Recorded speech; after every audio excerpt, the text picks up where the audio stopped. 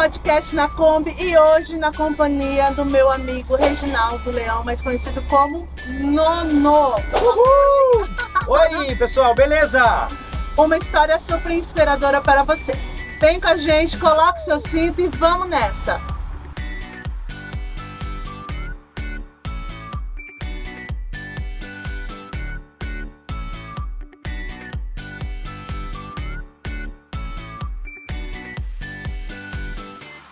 Mais um podcast na Kombi e hoje com o meu amigo, maestro, professor, mais ou menos, porque eu fugi das aulas, Reginaldo Leão. E eu quero te agradecer por ter vindo aqui aceitar o nosso convite para bater esse papo, que eu costumo dizer que é um papo inspirador, para que inspire outras pessoas lá em casa. E eu queria que você se apresentasse.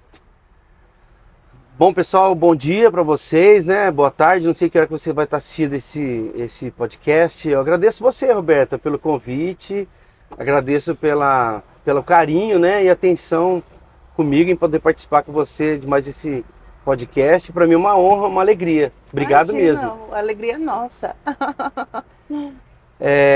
Bom, quem não me conhece, meu nome é Reginaldo de Oliveira Leão.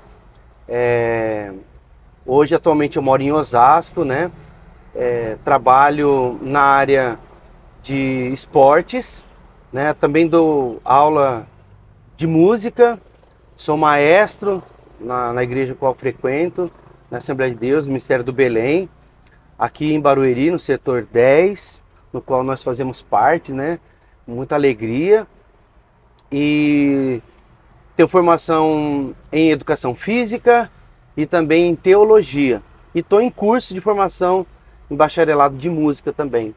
É chique, o homem gosta de estudar, gente. É preciso, né? A gente tem que estudar. E também sou formado, né, em taekwondo também, né? Fazem 2 anos já sou formado em faixa preta, taekwondo, Federação Paulista. E pratico arte marcial, minha academia é a Korean Tiger lá em Osasco também, meu mestre Eric Barbeiro. É isso aí. Não, como que começou o seu amor pelo esporte? Olha, Roberta, na verdade, eu desde pequeno, né, no colégio, na escola, sempre gostei muito de participar dos campeonatos, da interclasse, sempre participei dos futebol de salão.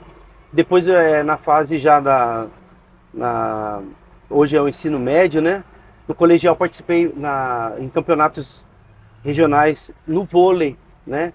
Tinha um outro corpinho, né? Tô imaginando o Nonô jogando vôlei. Jogava vôlei e jogava muito bem, obrigado, né? E então, assim, sempre gostei muito da área do esporte na escola, né? A escola acabou me trazendo esse desejo, essa coisa de gostar do esporte, né? E depois, né, futuramente, passado alguns anos, eu fui atrás da faculdade, né, de educação física. Hoje sou formado também em educação física, mas paralelo a tudo isso, desde os meus 8 anos, 9 anos de idade, mais ou menos, eu já praticava taekwondo já, né? Lá na minha cidade do interior, em Votuporanga, uma cidade que eu vim para cá em 2006. Mas então desde 2006 eu estou aqui.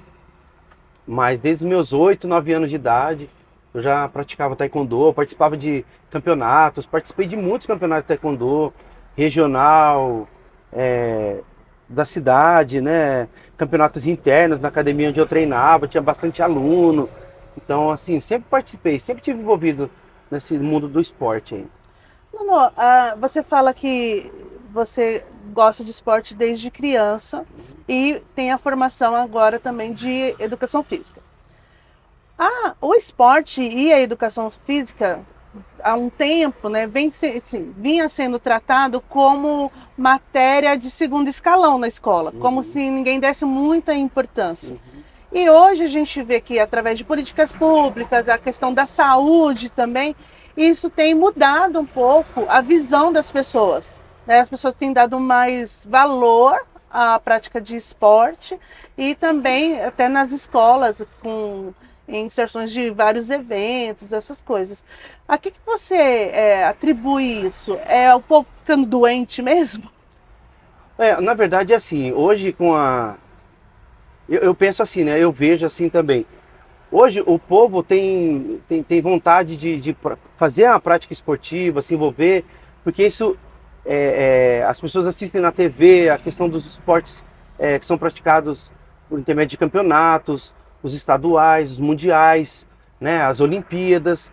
Todas as modalidades que você assiste numa Olimpíada, por exemplo, você pode procurar, de repente, dependendo do município, né, você encontra acesso hoje. Você tem professores disponíveis, você tem lugares que proporcionam essas aulas gratuitamente, né? Então, acredito que as pessoas acabam procurando devido à necessidade do corpo, de se desenvolver, de praticar alguma coisa. E hoje em dia não só do corpo, da mente, né? Da mente, né? Quando fala corpo é tudo, né? Não só a questão na escola. A escola também, como você falou, né? Às vezes era meio assim. O que às vezes os pais hoje procuram nas escolas também, né? Até porque eu também dou aula na escola. O que acontece? Os pais pensam ou procuram que a aula de educação física é fazer com que o aluno pratique alguma coisa para melhorar seu aspecto físico, corporal e tal.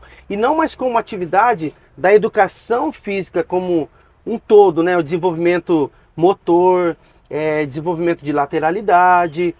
Então, quer dizer, o esporte hoje, dentro do ambiente escolar, ele tem uma finalidade muito importante no desenvolvimento das crianças, né? Hoje, a questão da inclusão, né? As crianças com TDAH, com autismo, qualquer outra situação, a atividade física proporciona para ela um bem-estar, uma melhora significativa.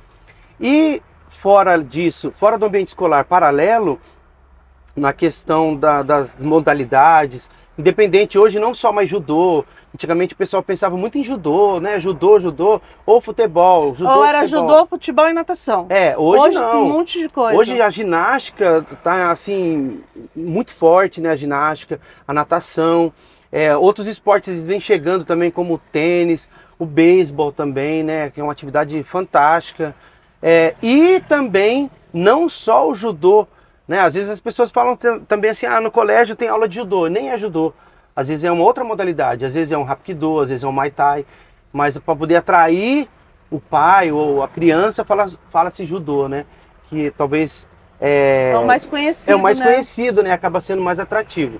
Mas, voltando a falar aqui, paralelo ao ambiente escolar, as atividades e as modalidades esportivas nos municípios têm sido muito forte devido, sim, à procura da melhora do corpo e também por conta da publicação, né, da divulgação da mídia, né? Isso é muito importante, né?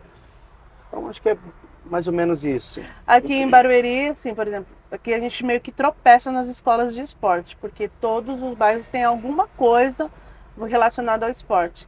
E aqui no Parque Municipal, a Júlia está fazendo tênis. Olha que legal. Então, assim, às vezes a gente acha assim, era uma coisa muito elitizada. Mas está ao alcance da população fazer algum tipo de atividade física, né? É o que eu falei, né? Dependendo do município, Barueri é rico, né? Graças a Deus. Mas dependendo do município, essas aulas são dadas aí gratuitamente para a população, né? Eu acho que isso enriquece a área do esporte, a secretaria, as pessoas responsáveis, né? E a população, a comunidade só tem a ganhar com isso daí. Quando não, né? Quando não, eles acabam tendo atividades ao ar livre, né? Como a gente vê essas academias expostas aí nas praças, em algum lugar, nas ruas. E as pessoas têm a oportunidade de usufruir esse material por seu próprio bem, né? Sua saúde, ainda que não seja tão regular, mas também é necessário dizer que não se deve fazer qualquer coisa, qualquer modalidade também sem uma instrução, sem um professor, né? Sem alguém para poder te instruir, para que você também não venha se lesionar. Não basta a força de vontade. A força de vontade tem que estar à frente, porque a atividade física ela requer essa disponibilidade, né? Essa disposição também. Mas se tiver só força de vontade, tem perigo de se lesionar. Pode acontecer, né? Às vezes fazer um exercício de forma incorreta, se for levantar um peso, o peso que não seja ideal, fazer um alongamento que pode causar uma outra lesão. Então tem que tomar bastante cuidado, tem que ser bem cauteloso nessa parte também. Tá certo. E o Nonô, eu falo Nonô, gente, porque o apelido dele é Nonô e todo mundo conhece como Nonô. Então eu tô falando Nonô, mas é porque, né, é o apelido. Verdade. Todo mundo é conhecido como o Maestro Nonô. E o Nonô também é um maestro, é apaixonado por música. Então, assim, ele é gente boa, assim, gente, porque ele gosta de esporte e de música, que é tudo aquilo que traz uma tranquilidade à mente, na verdade, né? Verdade. E a música, como que a música entrou no meio disso tudo aí? No meio dos socos, chutes, corridas, esportes? É verdade. Olha, na verdade, a questão da música começou também lá atrás, né? Começou, eu tinha uns 10, 11 anos, mais ou menos, né? A gente já frequentava a igreja. E aí, naquele momento, tinha uns irmãos, né? Uns homens lá que tinham comprado uns instrumentos novos, né? E assim, na época, um era um sax alto e outro era um sax tenor, né? E aí, quando eu cheguei na igreja, eles abriram aquele estojo para mostrar para o povo os instrumentos novos, né? E quando eles abriram assim o estojo, que eu vi aquele instrumento todo brilhante assim, né? Um era amarelinho, o outro era branquinho, né? Eu falei, meu Deus, que coisa mais linda, né? Eu falei, mãe, eu quero estudar música, eu quero tocar um instrumento. Sua família tem tradição de Minha música? família também são de musicistas, né? Meu pai tocava trombone, né? Na igreja, na ocasião era aqui em Campinas, né? Meu pai tocava trombone de pisto, né? Não era trombone de vara, era trombone de pisto. Mas assim, não era um apaixonado pela música, né? Era assim, bem tranquilo nessa questão musical. E aí minha mãe falou assim, olha, filho, se você quiser, você tem que entrar na aula de música. E lá tinha na igreja? Lá tinha um maestro que dava aula, né? E aí falou assim, ó, se você quiser, entra na aula de música. E se você quiser, eu compro um trombone para você. Que seu pai tocava trombone porque era bonito e não sei o quê. E Pelo jeito ela foi conquistada pelo trombone. É verdade. Aí eu peguei e fui atrás do maestro na época. Até o nome dele é José Wilson, né? Na época. E aí ele me aceitou como aluno, começou a me dar as primeiras aulas. Eu tinha em torno de uns 10, 11 anos mais ou menos. E depois ele me passou para um outro professor, que era músico da igreja também, né? Que no caso, na época, era o Evandro Zanelato. E aí o que acontece? Aí eu comecei a estudar e não parei mais. Tipo, comecei a tocar na igreja, depois de um certo tempo de estudo. Aí depois, já com uns 14 anos mais ou menos, depois de um tempinho, aí fui e ingressei na banda municipal, que era da prefeitura, que é a Corporação Musical Zequinha de Abreu, lá em Votuporanga também. Aí eu comecei a estudar tudo novamente, aí eu saí do trombone e fui tocar o sousafone. Na verdade, aquela tuba, né, bem grande mesmo, o pessoal vê assim de longe. Parece né, um orelhão. Parece um orelhão. E aí eu era super novinho, né, mas me sentia atraído por aquele instrumento, né. E aí pesado? É pesado, é pesado. É pesado. Ali você uniu o esporte com a música, então, porque carregando peso. Eu era muito novinho, na verdade, né? Eu era muito novinho, 14 anos, as costelinhas estralavam, né? Se erguesse o braço, dá pra tocar cavaquinho na costela.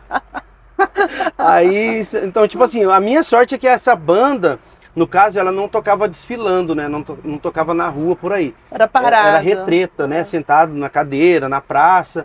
E aí ela tocava nas praças da cidade. Né? Cada fim de semana tinha uma praça que era escolhida pela Secretaria da Cultura. E aí a gente tocava nessas praças, tocava em eventos da cidade, comemorações e tal. Mas era, assim, muito legal, muito legal. Então eu conseguia dominar mais o instrumento, porque tocava sentado, né? Depois, futuramente, ainda fui tocar lá tinha a guarda-mirim, né? E aí eu fui tocar nessa fanfarra da guarda-mirim, que o maestro também era o mesmo maestro da banda, que era o Horácio, que foi esse meu professor lá da banda Zequinha de Abreu, o Horácio Júnior, né? E aí eu fui e toquei nessa fanfarra do Colégio Objetivo, e por conta de tocar no colégio, na fanfarra do Colégio Objetivo, ela tinha parceria com a faculdade. E aí começou, né? Foi a questão de eu tocar na fanfarra, eu ganhei bolsa para fazer faculdade, né? Foi quando eu entrei a primeira vez na faculdade. Aí fui fazer administração, que não deu muito certo, não. Quem gosta de esporte, né? Quem gosta ali, às vezes não é muito dado a matemática, né? Eu fui fazer administração de empresa, acabou que não deu certo. Fiz 2 anos só e parei, não deu certo. Mas foi desde muito cedo também, desde muito cedo. Desde meus 8, não, 8 foi taekwondo. Desde meus 10, 11 anos ali, mais ou menos, comecei a me envolver com música. E quando de fato você se tornou um maestro? Que até então você era ali musicista, integrante e tal. E qual foi o primeiro coral que você regeu? Olha, então, nessa cidade de Votuporanga foi onde tudo começou, né? Na minha vida, em todos os sentidos, né? E aí, por intermédio de eu tocar nessa banda Zequinha de Abreu, o maestro convidou um pessoal que vinha até as cidades no antigo projeto Pro Bandas de Tatuí. E aí, Tatuí, né, tinha um conservatório de música, né, conhecido nacionalmente, assim, as pessoas vinham de outros estados, de longe, para poder estudar nesse conservatório de Tatuí. E daí, eu participei de 2 cursos, chamava Pro Bandas, né, de regência. Mas assim, não tinha pretensão nenhuma, né, era uma coisa que eu acabei fazendo sem pretensão. Eu era musicista, tocava na igreja e tocava nessa banda da Zequinha de Abreu. E aí quando eu tinha 17 anos, literalmente 17 anos, eu fui convidado para ser o regente do coral jovem que tinha na igreja, né?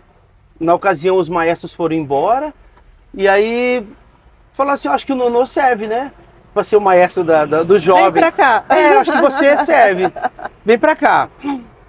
Eu tocava até então, nesse tempo também eu acabei estudando o trombone de vara, e aí no coral jovem a gente tinha um instrumental, e eu tocava trombone de vara.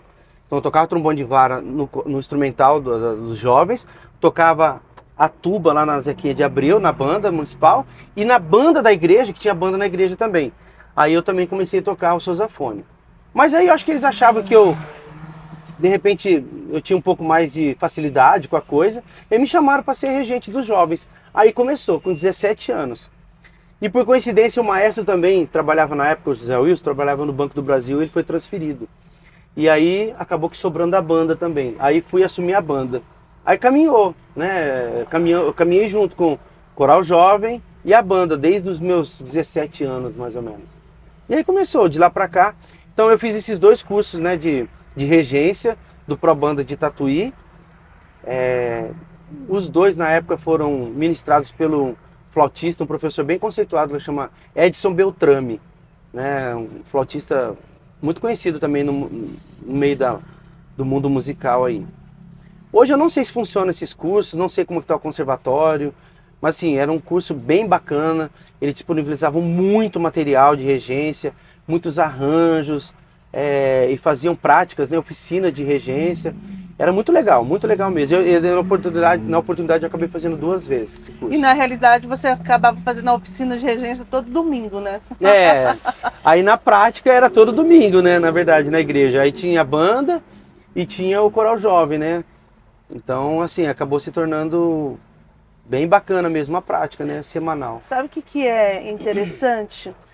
A forma como a igreja, ela traz, às vezes, não é de uma forma velada, mas é que às vezes as pessoas não reconhecem. Essa introdução à música, introdução à cultura, Sim. Desde criança, né? Porque as crianças chegam na igreja, tem o conjunto da criança, ela canta lá. Aí passa para os adolescentes, tem os jovens, tem senhoras, tem coral, tem orquestra. Então esse contato com a música na igreja começa desde cedo, né? Isso é muito importante você ressaltar, Alberto, porque o que acontece? Tem um rapaz aqui, ele é regente aqui do setor de Barueri, ele é regente da orquestra na aldeia de Barueri. Meu amigo Emerson é o maestro lá da orquestra e ele está fazendo uma conclusão de TCC agora, né? Conclusão de curso, né? O TCC dele.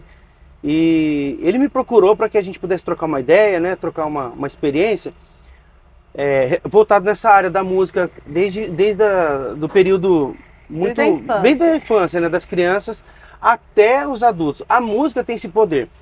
falando de igreja ou falando fora da igreja, por exemplo, se você vai procurar hoje uma escola de música da prefeitura ou particular, a EMESP, né? A escola de música lá de São Paulo, a Santa Marcelina, Tom Jobim, você vai ver que as crianças desde muito cedo elas começam a se envolver com música. E na igreja não é diferente. Você abre lá uma aula de música na igreja, aparece criança de 7, 8 anos para fazer inicialização musical e aparece os senhores de 50 anos, de 60 anos. Então, quer dizer, você acaba que no meio do caminho você acaba fazendo com que isso seja coletivo. E então a música tem esse poder, diferente do departamento infantil, juvenil, das senhoras, dos senhores, dos homens, né? Hoje chamado grupo de varões, né? Mas tipo assim, as irmãs do círculo de oração. Quer dizer, você tem as irmãs do círculo de oração, só tem uma faixa etária. Os varões, uma certa faixa etária. Os jovens, um limite de idade para entrar e de repente alguma coisa ali fixada para poder sair. Nos adolescentes, tem um período para entrar e tem um período para sair. As crianças, também, de repente, o departamento é mais abrangente, a idade dos recém ali, né? Tem o berçário, coisa e tal. Mas, enfim, tudo tem um limite, né? E na área da música, não. Se você pegar a nossa orquestra hoje, se você pegar uma orquestra de outra igreja, de qualquer lugar você vai ver. Tem criança de 10 anos, tem pessoas de 30, tem pessoas de 50. Né? No caso, nós temos hoje na nossa orquestra, né, o nosso irmão Lavene, beijo irmão Lavene, que já tem a sua idade, né? E tá tocando. E tá tocando, né? Irmão Lavene é o nosso ancião musical lá na igreja, né? Então, assim, a música tem esse poder de juntar, em contrapartida, né? Você tem lá, o recém-chegado lá, adolescentes de 12 anos lá. Sim, não. Hoje, participando da orquestra na nossa igreja, assim, não é porque é meu filho, né? Mas é o Heitor, né? O Heitor também. Tem 8 anos, 8 né? anos. Tá começando a desenvolver a leitura na percussão e tal. A gente inscreveu ele agora no processo seletivo da EMESP, né? Então, tipo assim, se você pensar o mais novo, acho que hoje é o Heitor, 8 anos. E passando por toda a faixa etária, até chegar no Molavene.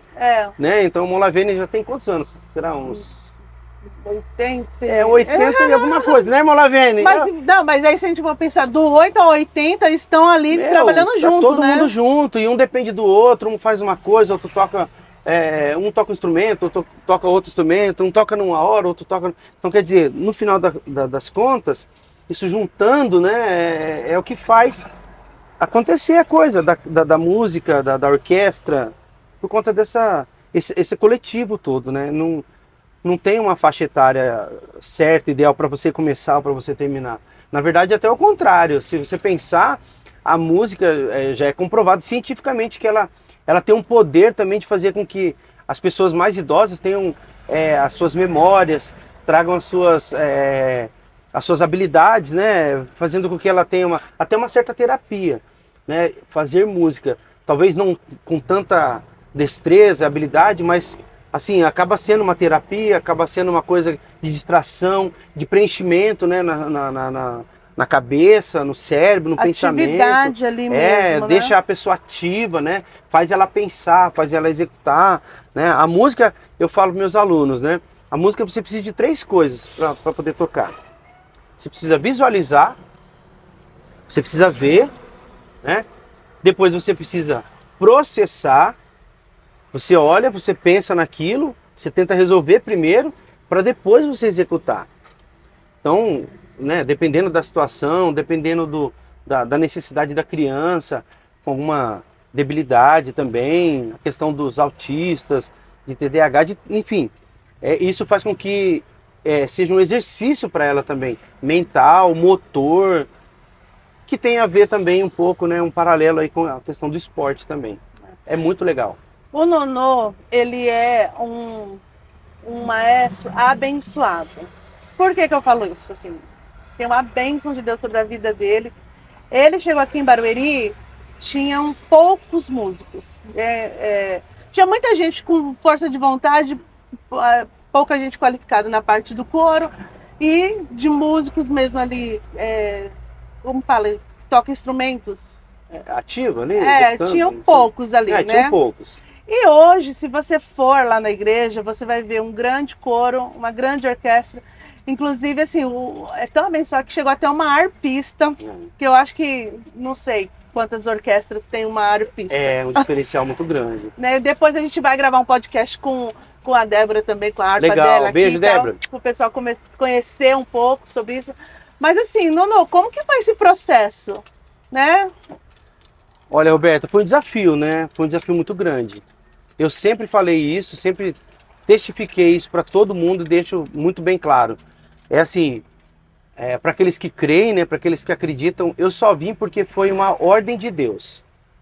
Porque eu moro e congregava em Osasco, né? No setor 5, pastor José Amaro, e ajudava, tocava, era um dos regentes auxiliares no coral e orquestra Ábida. No caso lá, o maestro Elias José, um beijo também, meu querido, né? A Karen, a Carol.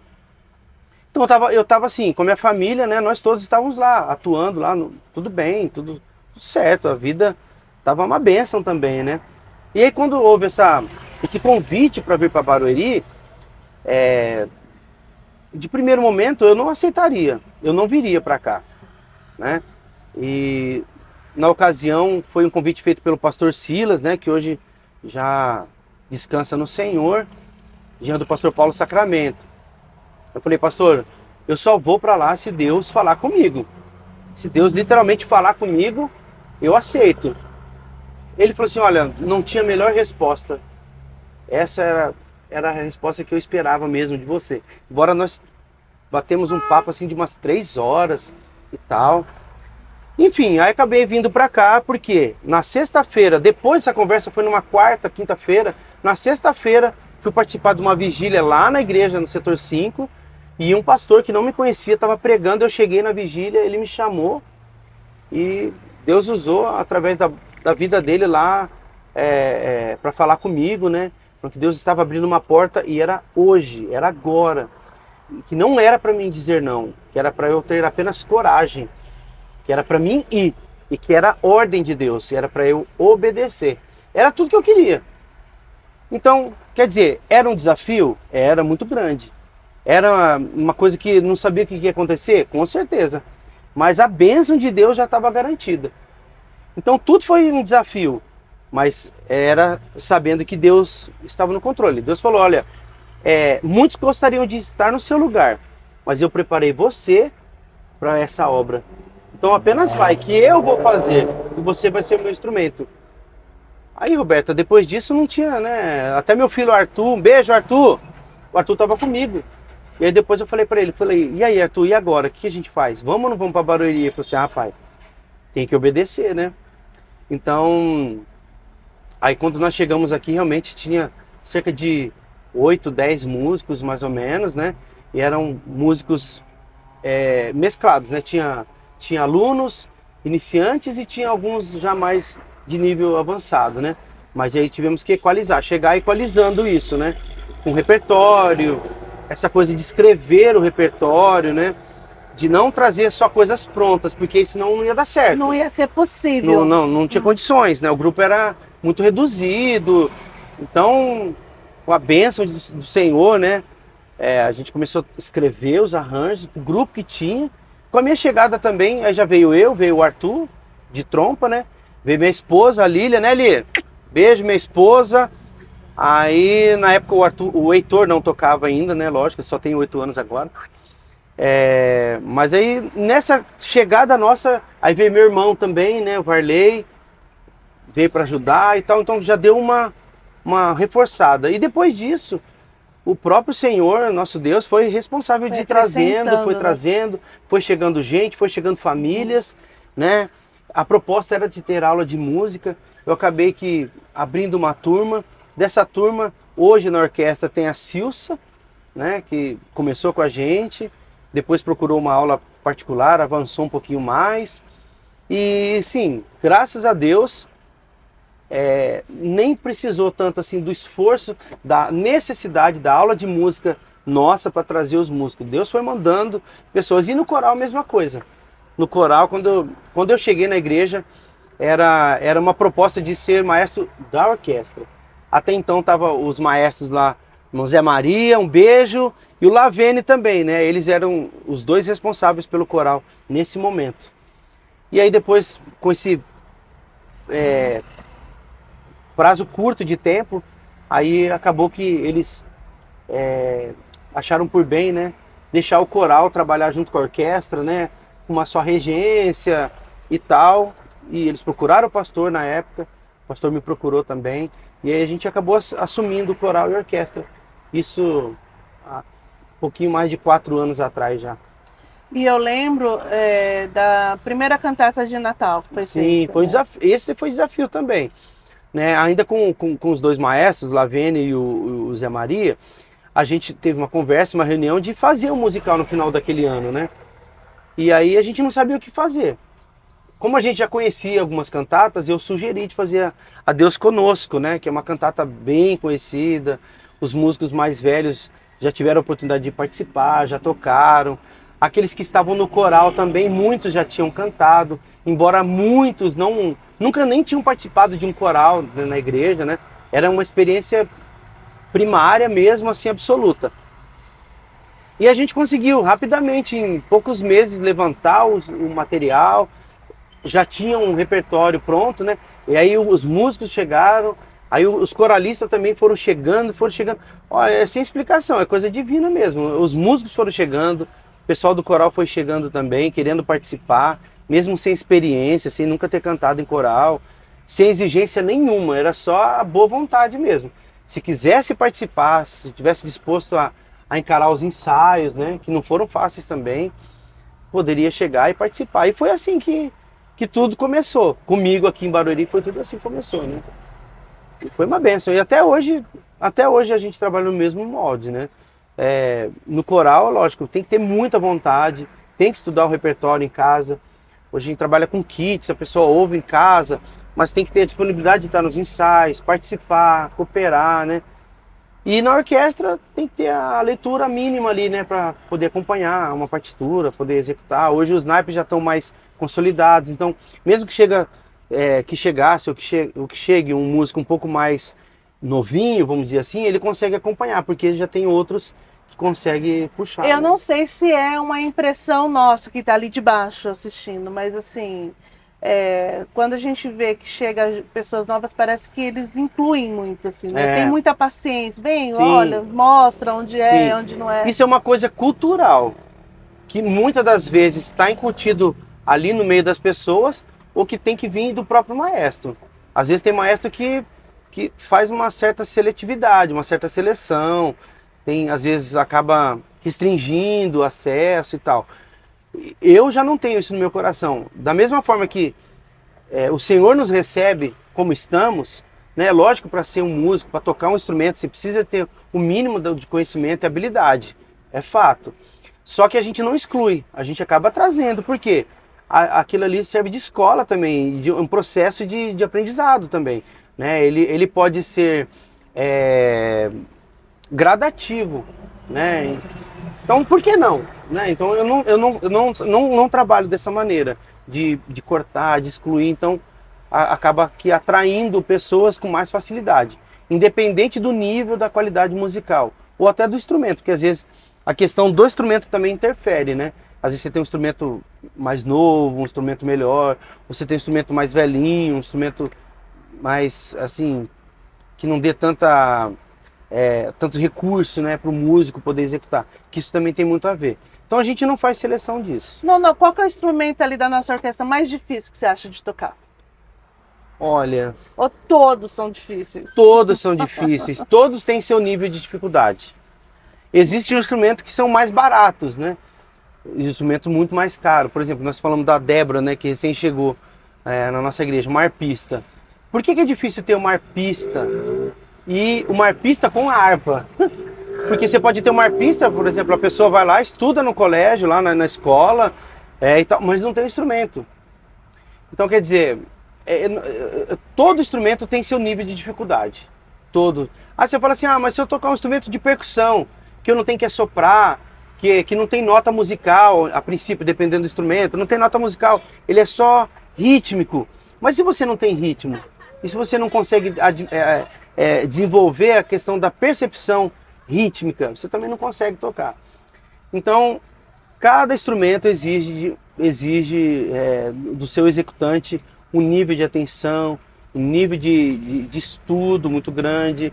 Existem instrumentos que são de mais agilidade, por exemplo, um clarinete, uma flauta, são instrumentos sensíveis, né, e com muita agilidade nas suas execuções. Existem instrumentos que são que exigem menos na execução, mas exigem mais força, mais ar, pressão. Por exemplo, a tuba, né, que eu toquei, né, que nesse caso, né, irmão Donato, né, é o nosso tubista lá. Um beijo, irmão Donato. Meu pai manda bem. Isso. Por exemplo, é um instrumento que não exige tanta execução, mas é um instrumento pesado, que exige muito volume de ar, né? Então, por exemplo, tem pessoas que têm problema respiratório e já não pode tocar nenhum instrumento desse. E como eu já peguei pessoas também para estudar instrumento, um violino, por exemplo, mas ela tinha tendinite, tem problema de articulação, que não consegue muito tempo ficar sustentando o instrumento, aí tem que partir para outro instrumento. Então não existe, vamos tocar bateria. Mas eu acho o violino difícil de tocar. Todos eles têm seu nível de dificuldade. Eu abandonei o meu. Dá tempo de voltar, nós falamos que não tem idade, pode voltar. Mas olha, eu me considero parte disso tudo. Por quê? Porque mesmo não participando ativamente, eu tô ali, eu canto junto. Sim. No meu lugar, eu torço. Não, e sem contar, né, que os filhos dela são atuantes, né, nos departamentos, né. Nós temos o caso o Paulinho, né, que é nosso percussionista, é baterista também, hoje ele é timpanista. Caiu de paraquedas ali também, né? Mas pô, de tanta insistência, ele veio comendo pelas beiradas. Então, a questão do conhecimento, do sentimento, né, da disponibilidade, fez com que ele chegasse ali. É mérito dele. É mérito dele. Passou com alguns professores, passou comigo também, né? Mas hoje ele tá tocando tímpano e um excelente músico, tem uma facilidade incrível. Então, quer dizer, a Roberta, ela participa,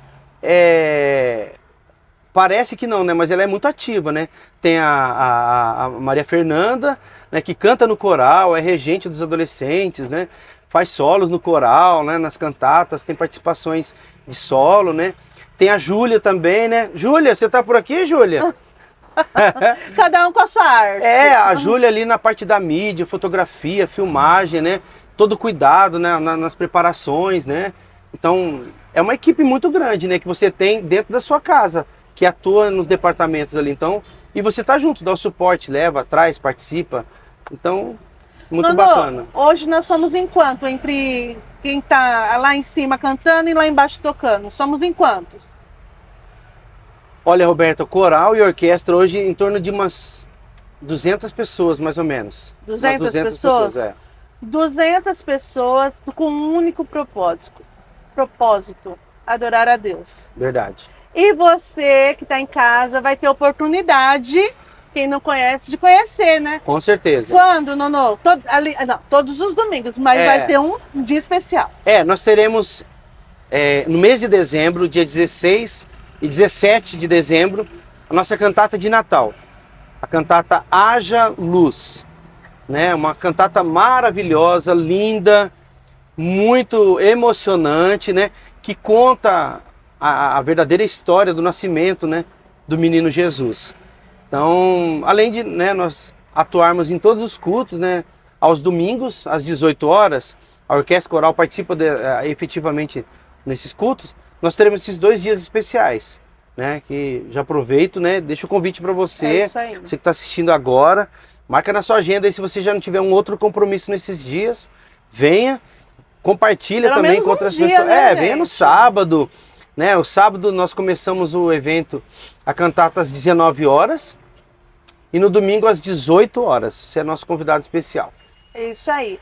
E a gente vai deixar depois as redes sociais do Nonô e do Coral também, porque lá tem muitos conteúdos, tem os hinos que estão tocando durante o domingo, tem um monte de coisa lá que o Nonô fica recheadinho para vocês acompanharem. O nosso tempo já foi, passa rápido, né? Nossa, não dá para ficar mais um pouco? O nosso tempo já foi, mas eu queria agradecer, Nonô. Eu que agradeço. Por você ter vida aqui, abrir um pouco da sua vida, inspirar pessoas, né? O seu testemunho de vida, eu sei que vai alcançar muitas pessoas, de saber que Deus está no controle de todas as coisas. Muitas vezes existem planos das quais você nem pensa, né, em executar, e o Senhor coloca ali na sua rota ali, e é sucesso porque Deus abençoa, né? É verdade. E eu queria que você deixasse suas considerações finais aí. Né? Olha, muito obrigado, Roberta. De verdade mesmo, né? Nós somos amigos aí, atrás dessas câmeras. A gente compartilha de uma comunhão entre as nossas famílias. Então, muito obrigado por participar do seu programa aqui. E deixo aqui a todos vocês também uma palavra de Deus. Que você continue fazendo a obra do Senhor, seja sensível às palavras, que seja sensível à presença do Espírito Santo na sua vida, que com o Senhor nós somos mais que vencedores, jamais vamos perder. O tempo de Deus, ele é maravilhoso e importantíssimo na nossa vida. Tudo tem um começo, tudo tem um meio e tem um fim. Seja na dificuldade, seja nas lutas, seja nas bênçãos também, né? O tempo do Senhor nas nossas vidas, ele é maravilhoso. Que Deus abençoe a tua vida, a tua casa, em nome de Jesus. E como não poderia faltar, entregar aqui pro Nonô uma lembrancinha. Uau! Que legal! A nossa canequinha na Amo demais. Amo muito, muito obrigado. E mais uma vez agradecer, Nonô. Eu que Deus te agradeço. abençoe. Amém. Tá? Obrigado. E você aí que ainda não se inscreveu, se inscreva nos nossos canais. Curta as nossas páginas, siga-nos e tem muito conteúdo bom. Até o próximo podcast. Beijo.